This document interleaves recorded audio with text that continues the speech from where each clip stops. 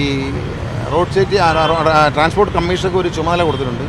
മുഴുവൻ RTOമാർക്ക് നിർദ്ദേശം കൊടുത്തിട്ടുണ്ട്. എറണാകുളം, തൃശ്ശൂർ, പാലക്കാട്, കോഴിക്കോട്, കണ്ണൂർ, കാസർഗോഡ്, കണ്ണൂർ വരെയുള്ള ഭാഗങ്ങളിൽ പ്രൈവറ്റ് ബസ്സുകാരുടെ മത്സര ഓട്ടം അത് തടഞ്ഞില്ലെങ്കിൽ അതൊരുപാട് ജീവൻ അപഹരിക്കും.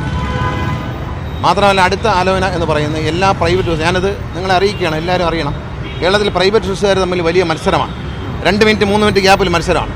ഇനി കേരളത്തിൽ പുതിയ പെർമിറ്റ് കൊടുക്കുമ്പോൾ ട്രാൻസ്പോർട്ട് കമ്മീഷണറുടെയും റോഡ് സേഫ്റ്റി കമ്മീഷണറുടെയും അഡ്വൈസ് അനുസരിച്ച് അവർ പറഞ്ഞിരിക്കുന്നത് 10 മിനിറ്റിൽ ഗ്യാപ്പില്ലാതെ ഇനി വണ്ടിക്ക് പെർമിറ്റ് കൊടുക്കണ്ട എന്നാണ് തീരുമാനം.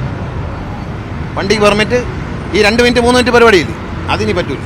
കാരണം ജനങ്ങൾക്ക് എന്താണ്, ഒരു വണ്ടി പോയി സിറ്റിക്കകത്ത് നമുക്ക് 5 മിനിറ്റ് ഗ്യാപ്പിടാം, അടുത്ത 5 മിനിറ്റിനകത്ത് വണ്ടി കിട്ടിയാൽ പോരെ. ദീർഘദൂര യാത്രക്കാരൻ നിൽക്കുന്നു, ഞാൻ വന്നപ്പോൾ ബസ് അങ്ങ് പോയി, പിന്നെ 9 മിനിറ്റ് ഞാൻ നിന്നാൽ മതി, അടുത്ത വണ്ടി എനിക്ക് കിട്ടിയാൽ മതി. അല്ലാതെ ഈ വണ്ടി പോയതിൻ്റെ പുറകെ അടുത്ത വണ്ടി, അങ്ങനെ അത്രയ്ക്കുള്ള സംവിധാനം കേരളത്തിലില്ല. പൊതുഗതാഗതം നന്നാവണമെങ്കിൽ മാധ്യമങ്ങളും കൂടെ നിൽക്കുക, ബസ്സുകൾ തമ്മിലുള്ള സമയ അന്തരം മിനിമം 10 മിനിറ്റെങ്കിലും വേണം.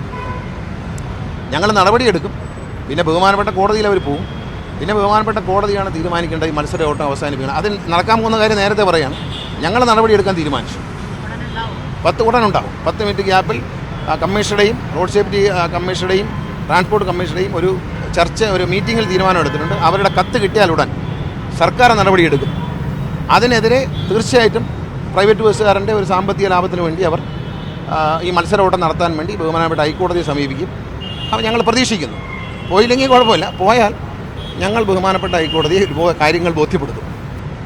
കാരണം ഇത് മനുഷ്യൻ്റെ ജീവൻ രക്ഷിക്കാനുള്ള ഒരു പദ്ധതിയുടെ ഭാഗമാണ്. അല്ലാതെ എല്ലാവർക്കും വരുന്നവരെല്ലാം 1 മിനിറ്റ് അര മിനിറ്റ് ഗ്യാപ്പിൽ ഇങ്ങനെ വണ്ടി ഓടിച്ചിട്ട് എന്ത് പ്രയോജനം നമുക്ക്? ജനങ്ങൾക്ക് എന്താണ് പ്രയോജനം? പാവപ്പെട്ട നിരവധി ആൾക്കാരെ കൊല്ലാന്നുള്ളതല്ലാതെ ഇതുകൊണ്ട് ജനങ്ങൾക്ക് എന്താണ് പ്രയോജനം?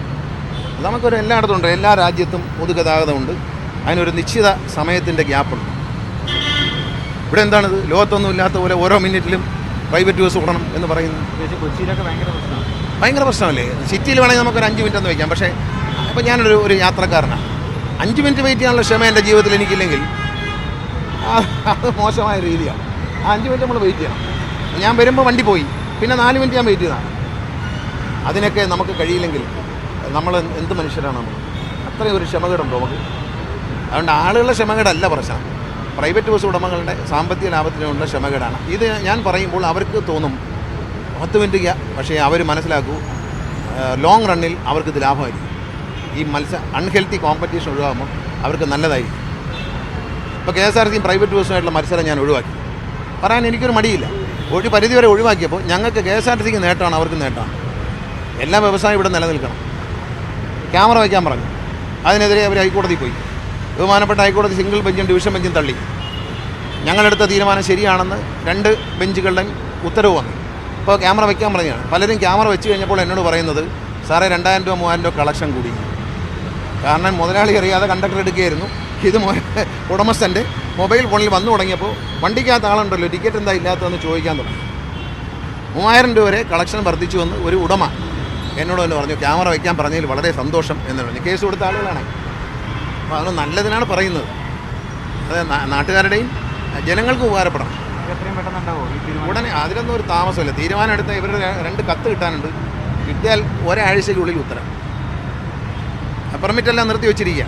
അവരുടെ കത്ത് കിട്ടിയതിന് ശേഷം അവരതിൻ്റെ ഡീറ്റെയിൽ ആയിട്ടാണ് തരുന്നത്. അതായത് എന്തുകൊണ്ട് അവരങ്ങനെ ശുപാർശ ചെയ്യുന്നു, അതിൻ്റെ സ്റ്റാറ്റിസ്റ്റിക്സ് വെച്ചിട്ട്, അതിൻ്റെ കണക്ക് വെച്ച്, ആക്ച്വൽ കണക്ക് വെച്ച്, എത്ര ഡെത്ത്, എത്ര ആക്സിഡൻറ്റ്, എത്ര ഡെത്ത് എന്നുള്ള ആ ഒരു കണക്ക് വെച്ചിട്ട് അവർ തരും.